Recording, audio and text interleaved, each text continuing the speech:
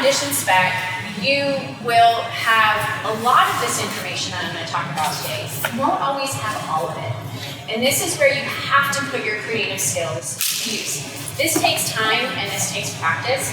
And this is, the art of acting basically lies in this area between what you know and what you don't know and what you have to figure out. And we'll talk about that more today. But typically you are given at least this much information. You are given the age of the character, the size, the gender, if that's applicable, any unusual features. And sometimes you'll be given artwork. And if you are, I highly recommend that you study that artwork because you can learn a lot from looking at artwork.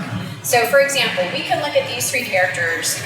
We know just intuitively, immediately, that they're all gonna sound different, right? But let's even look at them a little closer. So here we've got two, looks like female characters. They both have a sword, so we know they're both some kind of warrior, but they're very different because this one is dressed very plainly. Her hair is kind of all messy.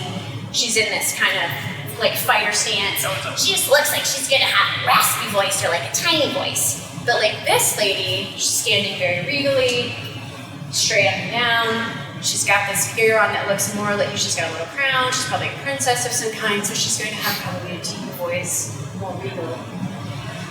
A very slow cadence, likely.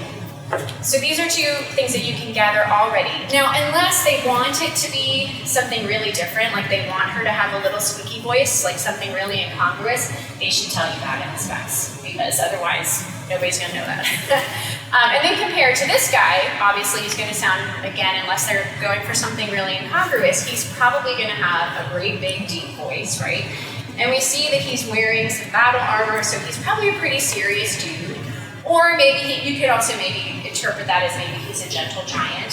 The script will give you clues in that area. But again, just looking at them, we know already that they're gonna have three slightly different kind of sounds.